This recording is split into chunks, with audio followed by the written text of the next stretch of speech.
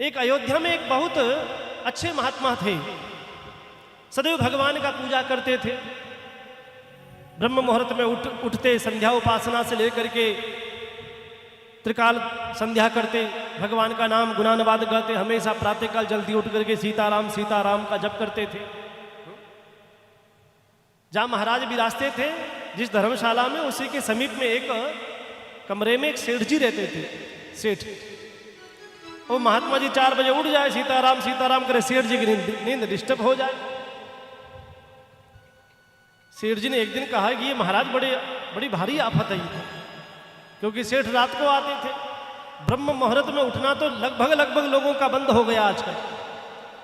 पहले बॉम्बे में उठते थे, बॉम्बे की हवा यहाँ तामड़िया में भी आ गई। हा? ऐसी हवा लगी कि 10 बजे से पहले नींद नहीं खुलती, 9 बजे से पहले हमारी आंखें नहीं खुलती, और सुबह उठते ही वो फिर चाय चाय करता, चाय का कप चाहिए। अरे विचार करो भाई, जीवन कैसा हो गया। ब्रह्म मुहूर्त में उठ करके जीवन के सारे कर्म करते हुए भगवान का भजन करना चाहिए, ऐसा संत लोगों का मत है। तो महात्मा का नियम था रोजाना भजन करते। सेठ ने बहुत दिन तक तो सहन किया, अब आपको पता है सब्र का बांध टूट गया। सेठ ने दरवाजा खोला, गए महाराज के पास, बोला महाराज ये सीताराम सीताराम बंद करो, ये क्या लगा रखा आपने। भैया क्यों, क्या हो गया। महाराज ये सीताराम सीताराम नहीं चलेगा, आप तो भजन करते हैं, हम रात को लेट आते हैं व्यापार करके, रात्रि को लेट सोते हैं तो सुबह नींद लेट खुलती है, ये बंद करो इसको। अरे भैया भगवान का नाम है, परमात्मा जगत के मालिक हैं, उनका गुणानुवाद गाना चाहिए, वो प्रत्येक जीव का भरण पोषण करते हैं। इस प्रकार सेठ जी को कहा, सेठ जी ने कहा ये नौटंकी बंद करो, कोई किसी का भरण पोषण नहीं करता, सब अपने ही कमाते और अपने ही खाते हैं।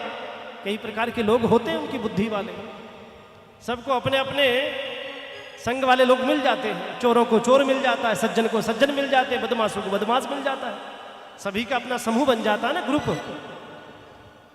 महात्मा कहने लगे देखो सेठ जी गलत बात है, भगवान जिसको चाहे प्रत्येक जीव मात्र की भगवान रक्षा करता है, चींटी से लेकर हाथी तक की भगवान पूर्ति करता है। भगवान सभी को अन्न देते हैं, जल देते हैं, हवा देते हैं, सूर्य की किरणें भगवान के द्वारा प्राप्त में हो रही है। भगवान का गुणानुवाद गाने दो, आपको नींद आती तो नींद लो अपने। उन्होंने कहा खबरदार महाराज, यदि कल सुबह आपने दोपहर प्रातःकाल उठ करके यदि भगवान का गुणानुवाद गाया तो ठीक नहीं होगा।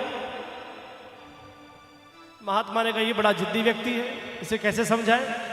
पर महात्मा भी बड़े जिद्दी थे, उन्होंने कहा नहीं मैं तो गाऊंगा, चाहे कुछ भी हो जाए, मैं तो गाऊंगा परमात्मा का नाम, रोको तो रोक देना।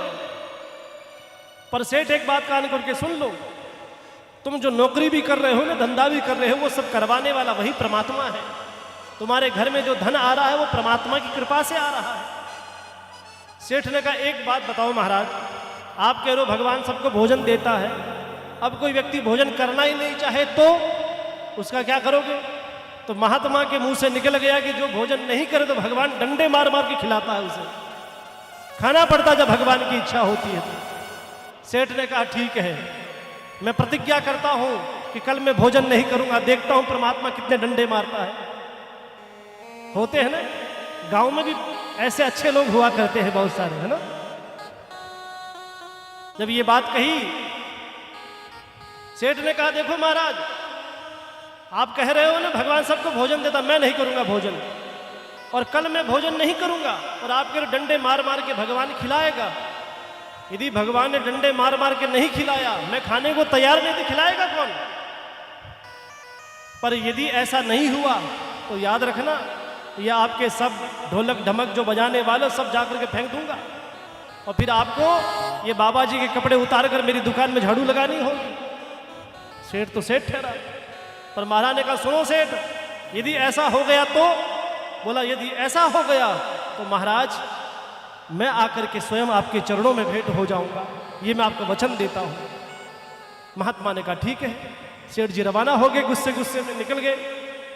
इधर यहां पर महात्मा ने भगवान के चरणों में प्रार्थना करी है, गोविंद हे ठाकुर, हे राघवेंद्र सरकार, आपके चरणों में हमारी प्रार्थना है, हमारे लिए जीवन का प्राण का धन तो आप हो प्रभु।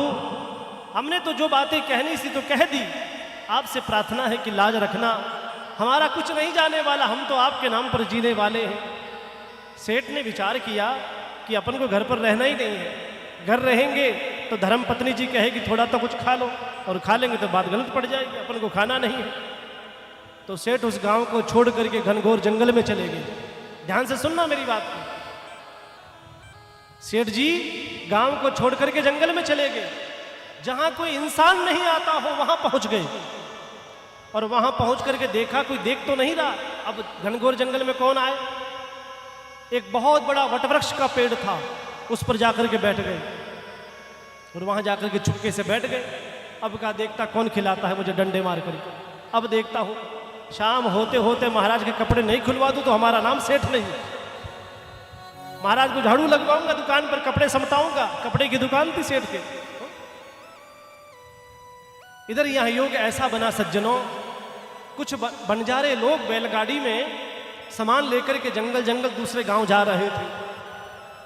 और जैसे ही बंजारे लोग वहां बहुत दूरी से चलते चलते आ रहे थे तो गाड़ी चलाने वाले बैल वाले व्यक्ति ने कहा, सरकार, जो बंजारों का सरदार था बड़ा सेठ, उससे कहा, सरदार ये बहुत बड़ा वटवृक्ष का पेड़ है, यह छाया भी है और जल भी है, तो आप कहो तो आगे रास्ता वृक्ष इतने बड़े मिले कि ना मिले, तो अपने साथ में जो कच्चा राशन पानी है अपने यहाँ भोजन बना लेते हैं। सरदार ने कहा ठीक है बनाओ। सारे जो बंजारे थे बैलगाड़ी में आए हुए सभी ने बैलगाड़ी से नीचे उतरे और सभी ने भोजन प्रसाद बनाया। अब सेठ ऊपर बैठे बैठे सब देख रहे थे। कहा मैं नहीं खाऊंगा। पहली बात तो इतना घनघोर वृक्ष था कि नीचे बैठे व्यक्ति को दिख नहीं सकता था ऊपर वाला कौन बैठा है। सेठ चुपके से बैठे रहे, भोजन बना। सारे जितने बंजारे थे जंगल में घूमने वाले जो लोग, सभी ने भोजन को पाया। अब उस व्यक्ति ने कहा, बोले सरदार आपकी आज्ञा हो जाए तो शाम का भोजन भी बना लेते हैं, क्योंकि अब दोपहर तो हो ही गई। शाम को न जाने कहा तूफान आंधी आए, भोजन बन लेते हैं, यहाँ से बना करके साथ में ले लेंगे और आगे चल करके प्रसाद पा लेंगे। ठीक है। बंजारों ने शाम को दोपहर का भोजन करके विश्राम किया और फिर भोजन बनाना प्रारंभ कर दिया शाम के लिए। और उसी समय उस जंगल में आवाज हुई। आवाज क्या हुई कि कुछ बंजारे बहुत दूरी पर खड़े थे। ऐसा भोजन नहीं करना, जंगल में भोजन रखा, क्या पता इसमें विष मिला। ऊपर की तरफ ऊपर बैठे थे सेठ जी, और जैसे ही सेठ जी के गोली चली पर गोली लगी नहीं, साइड में निकल गई गोली, पर गोली की आवाज से सेठ जी घबरा गए। और घबराए तो वटवृक्ष के जो पत्ते थे पेड़ के वो जोर से हिले। हिलते ही वो डाकू ने कहा, बोला सरदार ऊपर कोई बैठा है। नीचे से डाकू ऊपर गया और उसको कहा नीचे उतर, कौन है तू, यहां चुपके से क्यों बैठा है। सेठ जी को नीचे उतारा। अब नीचे उतार कर कहा तू कौन है, कहां से आया। सेठ कुछ बोले नहीं। बोले ऐसा कर, सबसे पहले भोजन कर, पहले भोजन तुम करोगे। अब उसने कहा बड़ी आफत आई। बोला भोजन हम नहीं करेंगे। सेठ ने, सरदार कहने लगा भोजन करते हो नहीं करते हो, भोजन नहीं करोगे तो जाने नहीं देंगे। सेठ को जबरदस्ती जब भोजन नहीं किया तो डंडा मंगवाया, और डंडा ला करके जब सेठ की पिटाई शुरू करी सरदार ने, क्यों, वो चाहते थे यदि भोजन पहले कोई कर ले तो पता लग जाए कि भोजन में विष है कि नहीं है। सेठ को मारा और डर के मारे सेठ ने भोजन करना प्रारंभ कर दिया। और भोजन जब हो गया उसने कहा भैया इस भोजन में विष नहीं है। सेठ ने कहा विष है कि नहीं, पर मुझे मारा क्यों, मेरा संकल्प तोड़ दिया, मार और पड़ी मेरे को। क्या संकल्प था। बोले महाराज मेरा तो ये संकल्प था डाकू सरदार कि हमारे एक महात्मा से बहस हो गई। वो महात्मा कीर्तन करते थे और हमने कहा था कि भाई, वो कहते भगवान सभी की रक्षा करते हैं, सभी को अन्न देते हैं, सभी की व्यवस्था करते हैं। हमने कहा कोई भोजन करना नहीं चाहे तो जबरदस्ती करवाते हैं। और आज पता लगा कि भगवान डंडे मार मार के खिलाते हैं। समझ रहे हैं। वो सेठ और वो डाकू सब मिलकर के गए उन महात्मा के चरणों में, और महात्माओं के चरणों में जाकर के वो उच्च कोटि के सेठ जो थे वो संत बन गए। और संत भी कोई छोटे मोटे नहीं, मलूक दास जी महाराज बने। और उन्होंने एक पद को लिखा है कि अजगर करे न चाकरी, पंछी करे न काम, दास मलूका यूं कहे सबके दाता राम। अजगर करे न चाकरी, पंछी करे न काम, दास मलूका यूं कहे सबके दाता राम। तो भगवान, जीवन में संग अच्छा होना चाहिए। एक महात्मा का संग किया सेठ ने तो क्या बन गए? संत बन गए।